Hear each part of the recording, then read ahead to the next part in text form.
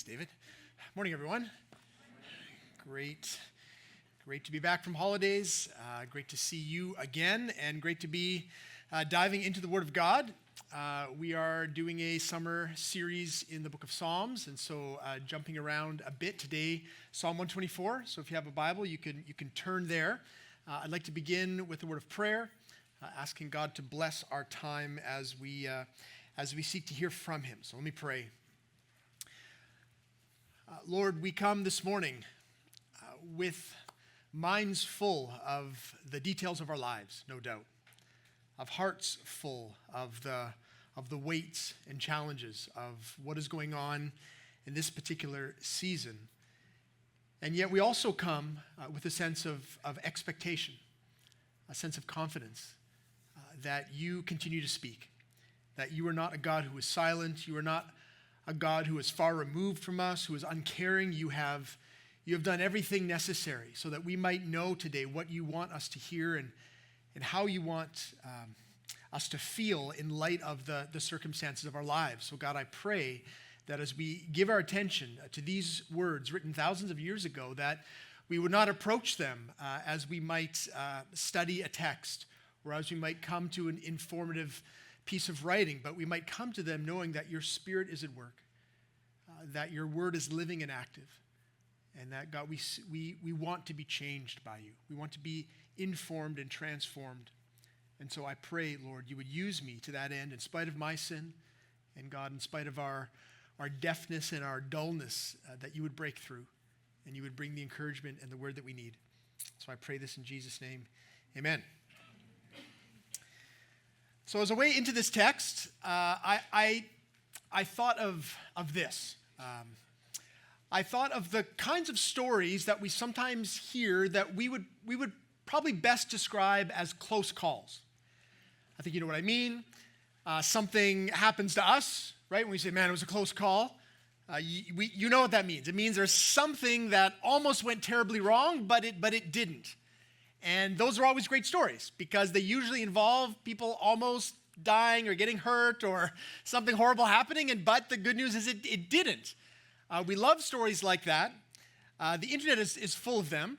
One that was given to me by my feed, I forget which one, was a 911 call. You know, these kind of calls are great, especially when they are very young children calling 911, not for nefarious purposes, but to help.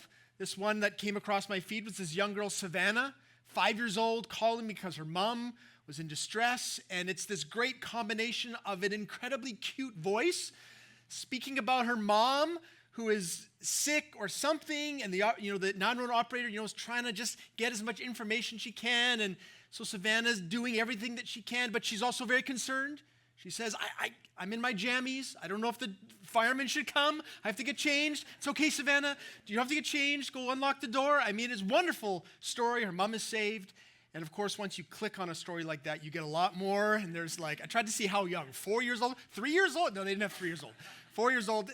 Great stories of a close call. Could have been horrible, but in fact, things went well. And the reason I think it's good to think about these kinds of stories is that close calls force us to consider the question of where does our help actually come from?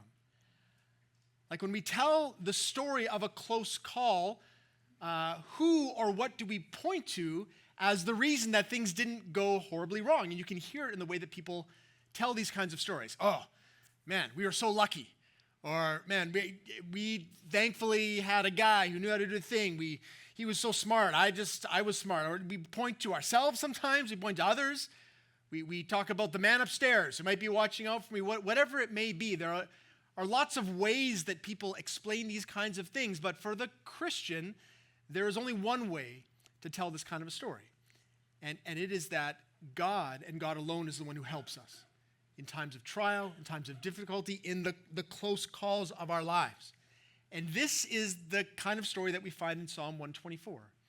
David is speaking about a close call, a time when the Philistine armies were marshaling against the people of God, and God intervened. God brought help. And in this story, there's a lot that I think we need to hear in terms of the help that we need today and the kind of God that we trust in. So without further ado, let's look to Psalm 124. This is a psalm of ascent written by King David, which means it's one of the songs that the people of God would sing as they ascended, as they walked upwards towards Jerusalem. This was a way for them to remember their history and to rejoice and to worship the Lord. And so here is a poetic retelling of a close call that they experienced in their past. So here's verse 1. If it had not been the Lord who was on our side, let Israel now say, if it had not been the Lord who was on our side when people rose up against us, then they would have swallowed us up alive. When their anger was kindled against us, then the flood would have swept us away. The torrent would have gone over us, then over us would have gone the raging waters. Blessed be the Lord, who has not given us as prey to their teeth. We have escaped like a bird from the snare of the fowlers. The snare is broken, and we have escaped. Our help is in the name of the Lord, who made heaven and earth. It's God's word to us this morning. 3 points are going to guide us through this. The first two will be longer than the third. And here's the first one. The first one is that God is on our side. Very clear from the text. God is on our side. You can see that in verses 1 or 2. There's kind of this repetition. If it had not been the Lord who was on our side. And then notice that phrase, let Israel now say. That's kind of a call for the people. Come on, let's sing together. Let's everyone say this. If it had not been the Lord who was on our side, then all of these bad things would have happened. And so let's make sure we're clear on what were the bad things. What was the close call at this moment for the people of God? A lot of the Psalms will correlate with parts of the history books, if you've seen it. So this is David telling about a thing that actually happened, and a lot of those things are recorded in not a poetic way, but a historical way. And we find this one in 2 Samuel chapter 5. You don't have to turn there. I'm going to read you just a bit of what is going on. What is the peril? What is the danger that the people of God were in? Turns out that this was a moment of transition in the leadership of Israel. So King Saul had just been killed. King David had just been anointed. And their enemies saw that this was an opportune time to come against them. Right? When there is a nation that is undergoing, transition, they're usually not quite settled, kind of destabilized. And so that's what the Philistines think they will do. It's their strategy. And so let me just read a bit of 2 Samuel 5, a couple of verses to sort of set what was going on. Verse 17 says, when the Philistines heard that David had been anointed king over Israel, all the Philistines went up to search for David. But David heard of it and went down to the stronghold. Now the Philistines had come and spread out in the valley of Rephaim. So that's exactly what happened. They know what's going on. They come, they bring all their troops. They already outnumbered the people of God. David withdrew to the stronghold like a fortified city. He was nervous, right? Not sure exactly what to do, but as a godly king, he did what he should have done, which was to ask God for help, ask God for counsel. So here's the last sort of little bit, verse 19. And David inquired of the Lord, shall I go up against the Philistines? Will you give them into my hand? And the Lord said to David, go up, for I will certainly give the Philistines into your hand. And David came to Baal-perazim, and David defeated them there. And he said, the Lord has broken through my enemies before me like a breaking flood. So this is a story, you could tell the story as a story of military victory. Right? Great strategy, went out against them, defeated them. The Israelites could have told this story as, like, we have such a wise king, right? Look at how great the leadership is. Look at how strong our soldiers are. I mean, they were the ones who were actually doing the fighting, but that's not how the story is told. Not even in the history. You can see David says, the Lord has broken through my enemies. This is a story of what God did. And then in Psalm 124, again, as we look at the language, they give the victory to the Lord. This is God who did something. And so what did he do? Let's look at the poetic rendition in the psalm itself. Verse 2, if it had not been for the Lord who was on our side, when the people rose up against us, so that's the Philistines coming, filling the valley. Look at some of the imagery. The first is one of like a predator eating its prey. Verse 3, if God wasn't there, then they would have swallowed us up alive with their anger, when their anger was kindled against us. So this is pretty terrifying imagery, one that would have been probably more familiar for them. They were used to like wild animals, maybe trying to eat them alive, I guess, trying to tear them apart. Like this is still terrifying to us. There's a lot of movies, sharks, pythons, wolves. You have a whole movie based around an animal trying to eat people, right? That's pretty terrifying. That's vivid imagery, and that exactly is what's being communicated here, that the Philistines were spread out in the valley. They had the power to swallow up King David and the army there. And the reason for their attack was clear. Their anger was kindled against the Israelites. And David in particular, if you remember the Philistines, they hated David. When he was just like a teenager, he made total fools of them, right? Defeated their great hero Goliath, cut off his head. They would not have forgotten that. They've been always looking for an opportunity to find him and kill him, to devour him in this way. And as we read these kinds of passages in the Bible, sometimes there's a temptation for us to simply read it as history far removed from us. Like, wow, that must have been tough. That would have been really scary. This is a great story that I can appreciate from afar. But remember, that's never only the way that we should read the Bible. It's intended both to tell us about God and his people, and we are part of God's people. It's articulating a dynamic that is also true to some extent in our lives. And you might say, I don't know exactly. Like, I don't think that anyone hates me this much, that they want to devour me. I don't think I have an enemy like this. I don't think. And that's simply because partly we live in a very peaceful part of the world, but also because we forget that our enemies are not just physical, like human enemies. There are spiritual enemies that very much hate us and very much want to devour us. In fact, we're told explicitly that Satan, the enemy of our souls, this is exactly what he wants to do. If you look at 1 Peter 5:8, there's the warning. Peter gives the warning to the church, to those who are Christians. Be sober-minded, be watchful. Your adversary, the devil, prowls around like a roaring lion, seeking someone to devour. This is you he's talking about. He wants to devour you. Maybe not physically, but physically, that's small potatoes. What he really wants is to devour us spiritually, to so terrify us, to so afflict us that we would abandon our faith in God. That's his whole purpose. Why? Why is he so angry with us? What have we done? I'm just living my life. Well, if you're a Christian, the stated purpose of your life is to go out into the world and to plunder his kingdom. Satan has dominion over the world, and the plan of God is to send his church out into the world to seek and to save the lost. And so that's exactly what Satan does not want to happen. He wants as many people as possible to be separated from God, to die in their sin. And so you as a believer, what you're saying is, Jesus, I follow you. I want to live for you. I want as much as I can to spread the light of the gospel, which means that we are doing battle with Satan.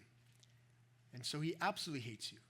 He absolutely wants to destroy us. And so this battle that's being depicted here, even though in our part of the world, we are not waking up with arms, like fighting, but there's a spiritual battle. We need to recognize that this is not far removed from us. This is part of our lives as well. But let's move on to the second type of imagery, which is of destructive water. Look at verses 4 and 5. It says, if God hadn't been there, then the flood would have swept us away. The torrent would have gone over us. Then over us would have gone the raging waters. Probably more familiar kind of imagery for us in this part of the world with atmospheric rivers. We know what the floodwaters are like. We know the danger. We saw that a couple of years ago of what can happen. And it's something we see on the news. Like, especially if you watch any American news, there's always floods, hurricanes. There's destructive water that's just wiping out whole neighborhoods, causing incredible damage. This is a reality in our part of the world, and something that I think resonates with us. In fact, I was listening the other day to a podcast about hurricanes, about the category system that they constructed to help warn people about hurricanes. And one of the hurricanes they pointed to was Hurricane Camille. Back in 1969, this was, I think, only the second Category 5 hurricane to make landfall. It's incredibly powerful. And the thing that they spoke about the most was the destruction of the water.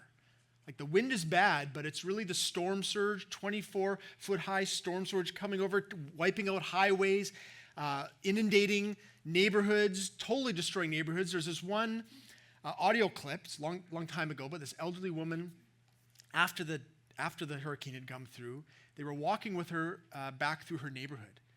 And it was astounding. She was completely, seemingly lost in her own neighborhood. Like she was walking around saying, well, I think my house should be here somewhere. And they were looking, and there's just everything destroyed. And there's this one moment where she kind of came around a corner. She was looking to where she thought her house should be, and then she turns and she just shrieks. She just wails because her house has been moved off of its foundation and turned by the floodwaters and just the storm surge, and she's just undone. And it's just a heartbreaking moment of the power of a hurricane and of water and what it can do. And I think that is what we're seeing here in this song. This is what David was experiencing. This is what we experience.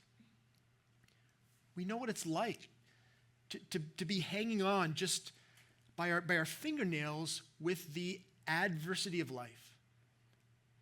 Sometimes it creeps up on us slowly, like rising floodwaters.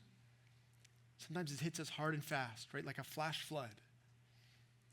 And we get to the point, some of us might be here right now, where we feel like, Lord, if there's just one more thing, I'm just going to be swept away into despair, into hopelessness.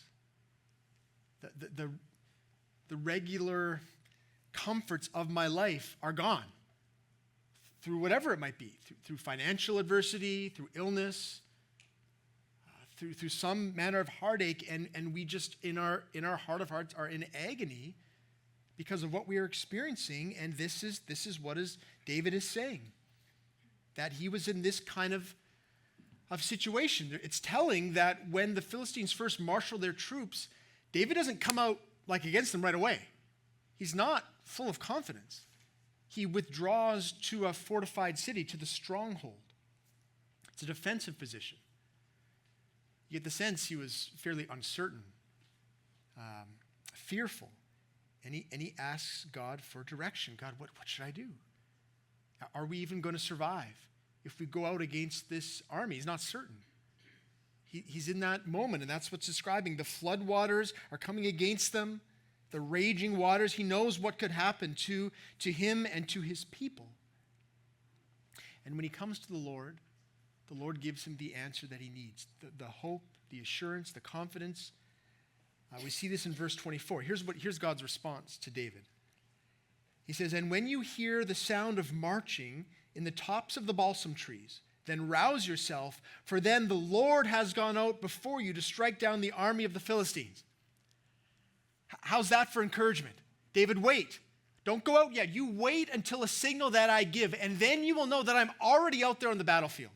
I'm already out waging war for you. I'm the one who's going to strike down your enemy. Then you're going to go out and you're going to have the victory. God is making very clear, David, even at this moment, I am on your side. I am for you. I am fighting the battle that you cannot win on your own. Which is very encouraging. It's vivid imagery. But I think the question that we need to ask ourselves is this: is this the way that we think about God? Like, do you think that God is actually on your side? In the good times, or especially in these kind of perilous times? And the reason I think it's really important we ask that question is because as I think back, like if I think of the way that I conceive of my life and God's activity in it, a lot of the time, I'm doubtful that God is on my side. Like I find myself thinking I find myself thinking the opposite way. Don't you? Like God, if you hadn't let this happen, then I wouldn't be in this difficult situation. Or if you would just do something, then then things would be solved. I kind of naturally, in my sin, I gravitate to a view of God as if he's messing things up rather than he's for me. I feel like he's against me. I doubt a lot of the time whether, in fact, God is doing anything. I think David must have felt this too. Like, think of the situation he's in. He's just been crowned king. He's been waiting a long time. You can imagine that there might have been some doubts in his mind. Some sense of, God, like God, I've been waiting since I was a teenager to be king. I've been king like one day, and already the enemies are against me. Could you not wait just a little bit? Like, is this always something that has to happen? The Philistines again? Lord, how many times are we going to fight against them? Why are you not doing anything? Why are you not intervening and helping? Why aren't you for us? Is what he could have said. I don't know if he had those doubts. But I know sometimes I'm tempted to think that way. I'm tempted to question, God, why? It feels like you're not for me. And yet David, he didn't give in to that. Why? I think because he knew God. He knew his character. He knew his past actions. He knew that even though God allowed trials into the lives of his people, he was always on their side.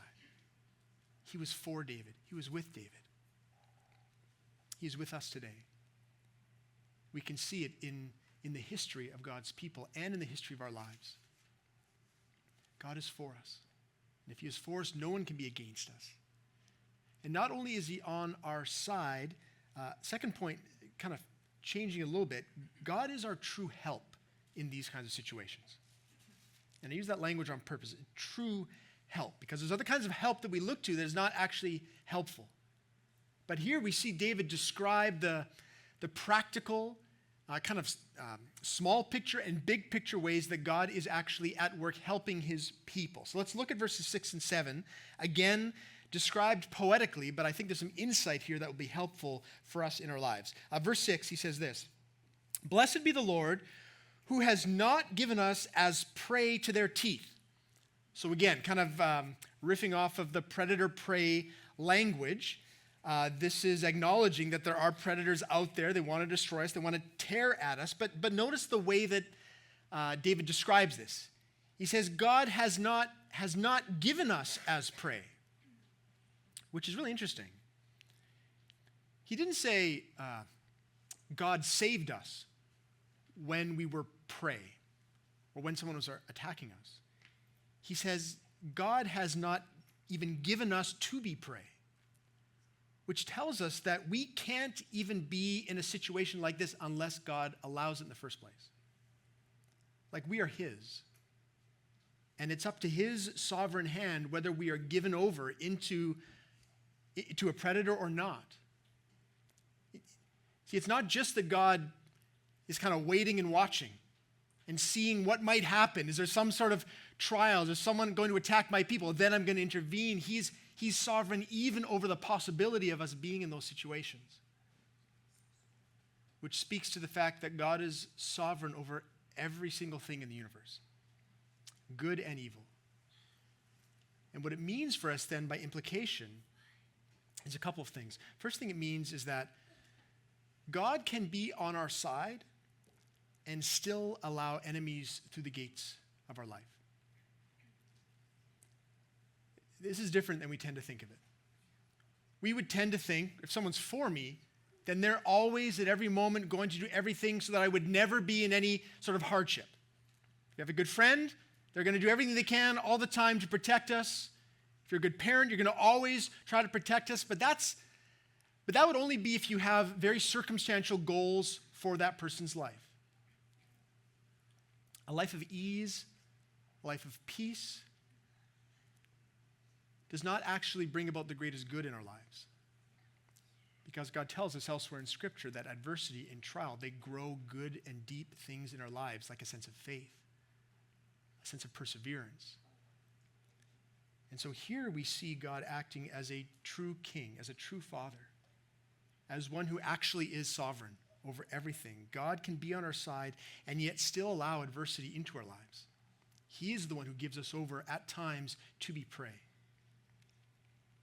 Second thing we see is that God is helping us in ways that are not always obvious to us. Like here, what it's saying is that there's sometimes when God doesn't give us over to be prey. When Satan is maybe in the throne room of heaven like he was with Job, I want to mess with that guy, and God's like, no, I'm not going to do it. And we would never know, we would never see, because his sovereign care is at such a deep level that we're not even aware of it. This, I think, is especially comforting, and especially if you look at the way he describes the next kind of image. So let me go to verse 7. David says, "We have escaped like a bird from the snare of the fowlers. The snare is broken, and we have escaped." Now, if you just read that verse by itself, you might think to yourself, man, that's a strong bird. That bird must have just broken through out of that snare and flown off. Amazing, right? I wish I was like that kind of bird. But that's clearly in context not what happened. What happened is that God was the one who broke apart the snare, right? The whole point of this is if it wasn't for God, we would be overwhelmed, we'd be entrapped, we'd be all those things. So that's testifying to the sovereign care of God, the power of God. He is the one who is our help. And so let's put this together with a sense of God's deep sovereignty in our lives. There are traps that are set for us by the people in our lives who have something against us, by the enemy of our souls who wants to entrap us in sin. There are people who want to entrap us in obligation, in some sort of relational turmoil. There's people who are against us, traps that are set. Sometimes we're aware of them. Lots of times, right? We find ourselves in a situation, man, we don't know the right way to go. It feels like everywhere we might step, there would be the wrong step. And what do?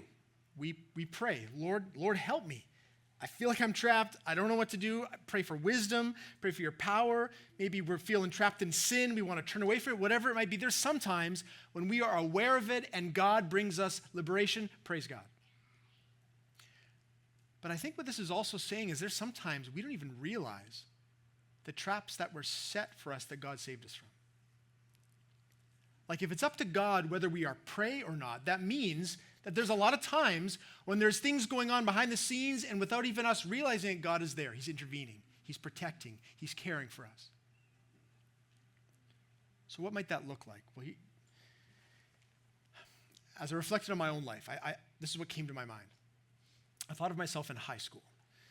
In high school, I became a Christian around 14. So I was a very young Christian, very immature. And sadly, there's already a lot of patterns of sin in my life that had been established. I wasn't living for the Lord all through my preteens and my teenage years, so I believed in Jesus, but there's huge areas of my mind and heart that were not yet sanctified. And one of the areas of sin that had grabbed a hold of me already by that point was lust. And it was something I was struggled with for years. Usually when I look back on that time in my life, I mostly just saw failure. Just was so sorrowful that I had given in so many ways and just felt like, it took time till finally I had any victory and didn't really see how God was at work. In fact, I sort of felt like, I had my back turned to God and God was waiting for me to turn to him and then he was going to help me. But the more that I reflected on it and thought about the activity of God, I realized, there's a lot of areas of sin that I did not step into by the grace of God. There were a lot of traps that were set for me that as I look back, I didn't even walk into. For example, I was on the rugby team. There were a lot of rugby parties which would not have been good for my soul. For reasons I can't explain, I didn't go to any of them. I don't even know why. There were guys that would come up to me and say, look, there's this girl, she wants to hang out with you. She wants to get to know you. And for reasons I can't even explain, never pursued that. All of those things would have brought me into further and further darkness. And I don't even know why. There's no earthly reason except that I think God was on my side. I think God was working in ways that I couldn't even see to destroy the traps that were set against me. And the reason I think this is so important that we see this is because if that happened back then, and usually when we look back, we can see with greater clarity, right, what God was doing. In the moment, it's really hard. In the moment, we might just feel like our lives are full of traps. And is anyone protecting us? We're blind to the work of God. And yet the truth is that God is for us. God is helping us. We are not alone. It also made me think of this book I've been not reading, I'm audiobooking. This is while I work. It's just convenient. There's this doctor who worked on the downtown east side, Gabor Mate, if you know his work. He's written a bunch of books. But one of them, written about 10 years ago, was called Hungry Ghosts, Close Encounters with Addiction. And he just kind of chronicles a lot of his patients on the downtown east side and really tries to get to the heart of addiction, of the pain behind it, of kind of seeing them as people with hurts and with lives that really have been in an intense struggle. And it's a heartbreaking book. But one of the stories he told was this young woman named Serena. And she was in his office and just breaking down with tears of grief because her grandmother had just died. And he was just asking about her grandmother, asking about her life, and she just began to kind of just talk about, she said this, she was the only one who ever cared for me. The only one who ever loved me. He's like, well, what do you mean? And she just laid out, which was just a heartbreaking tale of from a young age, of abuse, of neglect, of abandonment, of her mother, of her father, and the fact that her grandmother was the only one. And now she was gone. And she was just utterly in a place of despair. Who is going to care for me? Who's going to watch out for me? There's no one in the world. And Dr. Mate, he said, well, what if there was someone? Like, what if there was someone who actually cared for you and loved you? And her response was who would that be? There is no one who cares about me. I know there's no one who cares about me. Everyone in my life has abandoned me. Who are you talking about?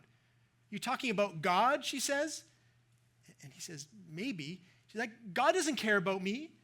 God doesn't want me. God doesn't look at my life. And you can understand why she would say that. There's a deep hurt. It was impossible for her to look at the circumstances of her life and where she was right now and think that God was at all involved. And sadly, Dr. Matthew is not a believer, not a Christian.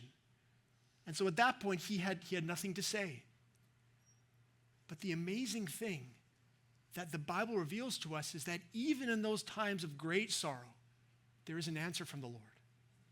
That Jesus, the God of heaven and earth, he did not stay at a distance from us in our pain, in our sorrow, in our sin. He came near to us. He came near so that we would have the help that we need. David alludes to this, right? It's not fully revealed at this time in Psalm 124, but verse 8 encapsulates the heart of God and the activity of God. Our help is where? Our help is in the name of the Lord. Notice, not the power of the Lord, not the protection, not the things that God does. He does those things, but that's not our ultimate hope, the ultimate comfort, the ultimate answer for us in our sorrow is not just that God does stuff, because sometimes he does, sometimes he doesn't in this life. Our help is in God himself. The name of the Lord is the essence of who God is.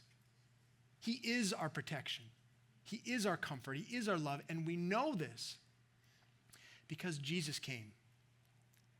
The fulfillment, the clear picture of what David is alluding to here is found in the New Testament. And Acts 4:12 says it this way, and there is salvation in no one else, for there is no other name, look at name under heaven given among men by which we must be saved. It's the name of God, the name of Christ. Why? Because in the name of Jesus, that's what he means, God saves. God is for us. God is not at a distance. He's come into the world to experience the pain and the heartache and the suffering in our place so that we might have hope forever. So that we might know that even though the people in this world, because of their sin, because of their heartache, even though they hurt us and abandon us, God never will. Jesus is the one who brings the help that we ultimately need. And so here's our third point. Point number 3 is this: we can and we should turn to Jesus. I said it that way on purpose because I think there's some part of us, like we might say to Serena, who says, I don't think I can turn to Jesus because I don't think that I trust you, God. There's a sense in which we use that language, right? Can I trust you? What we're saying is, are you someone who is trustworthy? Because if you're not, then I don't even feel like I can. And what the whole Bible is written so that we might give the answer, yes, absolutely. Can we trust the Lord? Of course we can. How do we know? Because he's given everything for us. He didn't withhold anything. He did not abandon us. He did not neglect us, even when we had our back turned on him, running in the other direction, giving ourselves to all other manner of things. Jesus was chasing after us. Jesus was giving everything so that we might be absolutely sure. In fact, if you were to use the same kind of, the phrasing that David uses in Psalm 124 and kind of apply it to the work of Christ. For example, if you said, if it had not been Jesus who was on our side, and then you finish that sentence, you see the intimate, deep blessings of God. If it had not been Jesus who was on our side, what would we be? We'd be lost.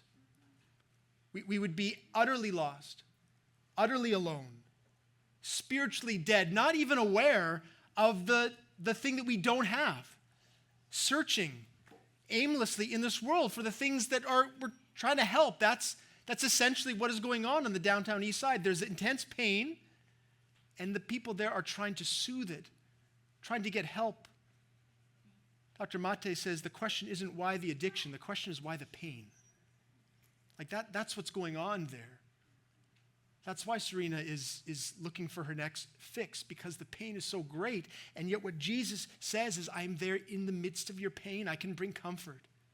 I can bring peace that surpasses all understanding because I've been to the cross. Because I've endured a pain that you can't even imagine, I can bring you peace. Without Jesus, we all would be lost. We would be condemned to death. We'd be strangers to God. We would be alone. And yet, because he came, we can know that God is on our side, that God is our true help, that at any moment, regardless of the adversity, regardless of the pain outside or inside, we have an answer that is so clear. God is for us. God is with us. So the last question, I think really is, do we believe that? Where are we looking to for help? Like if you're here this morning and you wouldn't really consider yourself a Christian, I think the fair question is, where are you looking for help? Is that thing bringing you the help that you hope it will? Because it's pretty clear that there are things that claim to help us, but they only hurt us more. There are things that we look to in this world. And in that book, Mate makes it very clear that heroin is just another form of anything that we look to soothe ourselves. It's just the most obviously destructive thing, but he says, he himself struggled with a shopping addiction that almost destroyed his family. He said it's more socially acceptable, but it's just as destructive. And what is it? It's a false help. It's something that he was looking to, and we know we have these kinds of things. And if you're not a believer, that's all you have. You just have a smorgasbord of things that are lying to you, saying, devote yourself to me, exercise, self-help, whatever it is, some good pattern of living that's supposed to bring a certain peace, but it always falls apart and it never actually soothes at the deepest level. And if you're a believer, I would just say, why are we even turning to those things at all? Because we know we do. We know on one level we say, yes, Jesus is my Lord and Savior, and yet on any given point in the day, we're looking to something else. and we're allowing ourselves to be deceived. And sometimes we're stepping into traps that have been set for us rather than heeding the word of God and turning in the other direction. What the Bible makes very clear is that Jesus is a better help. Jesus is the help that brings comfort, brings consolation. He doesn't fix everything right away because there are things that he's working on in us. But what it means is that as we look to the future of our lives, we can move forward without feeling alone or afraid. Because even though the armies of Satan might be marshaling against us, even though the raging waters of the circumstances of our lives may be mounting and we feel like we're going to be swept away, we can be secure in the knowledge that if God is for us, who can be against us? If our soul is secure, if we know that even if the worst should happen today, we will be in eternity with him, it brings a security. It brings a comfort rooted in his love. So that's why I included the should. We can turn to Jesus, and we should turn to Jesus. We should for our own sake, for the sake of honoring him, of recognizing who he is and what he's done, and because as we turn to him, we actually receive the help that we need. We are not led astray. We are blessed and we are protected by his Spirit and by his word. And in his presence, there is peace. So let me close in prayer, and then we're going to respond with communion, where we remember what Christ has done. Let me pray. Lord Jesus, we thank you for this evocative psalm, which describes this time where your people were in great distress, in great peril, a close call, and yet you brought deliverance. And we thank you that we have an even greater example of that, the greatest example at the cross, where though the armies of Satan and our own sin conspired against us and were dragging us down into hell, you delivered us. You intervened through the sacrifice of your body, through the spilling of your blood. I thank you for that atonement, for your love and for your grace. I pray, Lord, for everyone here. I pray that we would not allow ourselves to be deceived, that we would recognize that there are helps that are not actually helping us, and that you alone love us, and even in the difficult times, we can believe and know that you are on our side. Help us, Lord, to trust you in that way and to praise you and give you glory. I pray this in Jesus' name, amen.